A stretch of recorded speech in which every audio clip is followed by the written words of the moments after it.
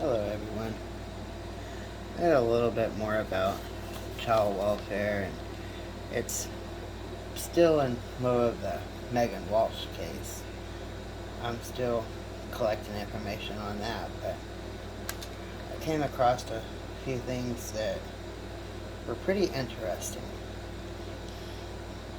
It says SA in the foster care system.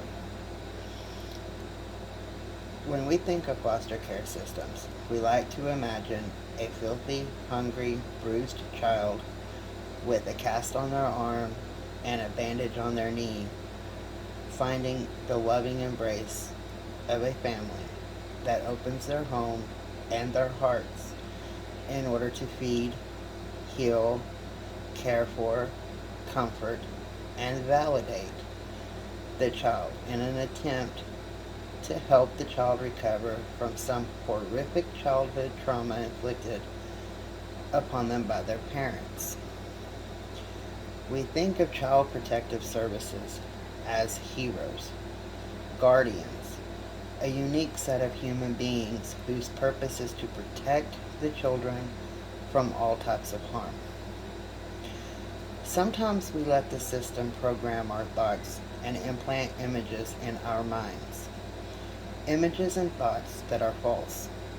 Images and thoughts that allow us to live in peace, thinking the world is a good place, and that the images and the thoughts that keep us looking forward with a blind eye. Reality is a whole other storyline. A study of a group of foster kids in Maryland found that children in foster care are 4 times more likely to be SA'd than their peers not in the same setting. And children in group homes are 28 times more likely to be abused. An Oregon and Washington state study determined that almost 1/3 of foster kids reported abuse by a foster parent or another adult in that home. Researchers in a study of investigations of abuse in New Jersey homes concluded that, quote, no assurances can be given that any foster child in the state is safe, end quote. Something even more alarming? Yes, I said more, as though that info wasn't bad enough. More than half of child sex trafficking victims recovered through FBI raids across the U.S. in 2013 were from foster or group homes. Predators immediately recognize that kids in foster care are accessible to them because the adults in charge of protecting them are not doing so. New Jersey study shows 37.4% of the perps were institutional staff and 36.5% were foster parents, and 20% were relatives of the victim. The result begs the question, is there a higher risk of SA in an institutional setting than in an abusive home environment by a relative? I think the answer is obvious. In 2017, according to the AFCAR, more than 669,000 minors were serviced in the U.S. foster care system. Many states were found guilty of failing to protect the children in their care, specifically by failing to respond to allegations of sexual abuse and have paid out huge cash settlements to the victims. Racial disparities exist at every level of the child welfare system. A report on African American children in the foster care system provided by the Government Accountability Office, GAO, states that in 2004, African American children represented more than 1/3 of children in foster care in America, despite a accounting for only 15% of the entire child population. And women of color are more likely to be reported to the child abuse hotline and investigated for child abuse and neglect. Now, that's not me saying that. That's just one of the statistics. I personally don't have an opinion on who will or will not harm a child, because I don't think race or even gender has anything to do with that. Child removal is a common occurrence when a family is struggling to pay rent and becomes homeless, don't have adequate food, and when there is a job loss and the utility is shut off. Instead of the system keeping the family together and providing services that benefit the whole family as a unit, they always just lean towards removing the children. Even if the child ends up in a placement that no abuse occurs, the outcomes are still not positive. Children, due to issues either before or after removal from their home, have disproportionately high rates of physical, developmental, and mental health problems, and often have many unmet medical and mental health care needs.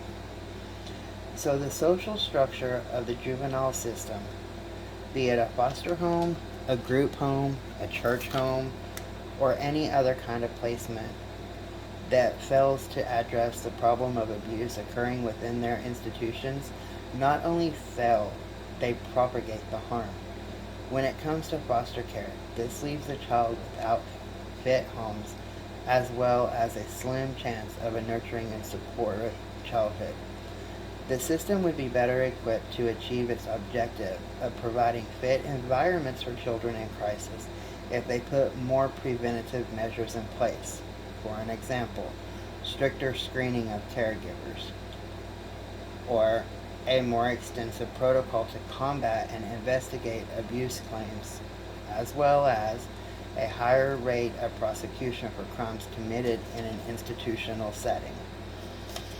It is important to shed light on this topic so that the foster care system can take actions to protect the children and their futures. If you know a child in the system that is being abused by a foster parent or group home, contact the local DHS office and file a grievance. You can also file a police report, contact your state representative, news outlets, video the abuse if you witness it, and if your child tells you during a visitation, document it. Write down the time, the date, what happened, how your child told you, and any injuries that are visible. You can even video your child telling you what's going on. Now, I was looking for some hotlines that you can call, or websites to report any abuse from the foster care system, welfare workers, anything like that. And whenever I go to search how to report child welfare officials, or how to report abuse in a foster care home, it always shows me how to contact the DHS to file a report against the parents. This is a whole other issue in itself. To me, it's like they want to hide what's going on. And if there's nothing available for somebody to report to, then no reports can be made. So when you pull up on the computer, on your phone, or whatever, how to report misconduct within the welfare system, and it takes you to a page that you can report parental abuse, that's a problem. Because welfare officials, CPS, DHS, DFS, whatever you want to call them, they are not above the law. And we can no longer stand by and allow them to leave our children, because it takes a village to raise a child. Every child in this world is our children. They are our future. And when we allow Places like child welfare that's supposed to be there to protect our children and get them out of the really bad homes, to place them in worse homes and then not prosecute, we have a problem. We have a big problem. So I'm going to be contacting a few places and see if I can get something set up where there's a hotline to report an official to. I'm going to try to talk to one of my state reps that I talked to about quite a few things. I'm going to see what his stance is on it. Hopefully he will email me back and I'll read the email if he does. Because this is something that's going on, and not only here in the US, but kids are taken everywhere, and it's not right. Now, I am in no way saying that parents should not be held responsible if they are harming their children. Yes, get those children out of those homes. Don't allow the children to remain unsafe. But don't take them from an unsafe environment and put them in an even unsafer place that nobody can get to them to help them. So if you have been part of the welfare system, either as a parent that had them interfere with you and your kids, or as a kid that was in the system, or a teacher or a nurse or anything where you have seen children that needed to be saved, either from their parents or from the system itself, feel free to email me at truth.honesty.transparency@gmail.com, and we will discuss it, and I will totally get your story out, because every story deserves to be heard.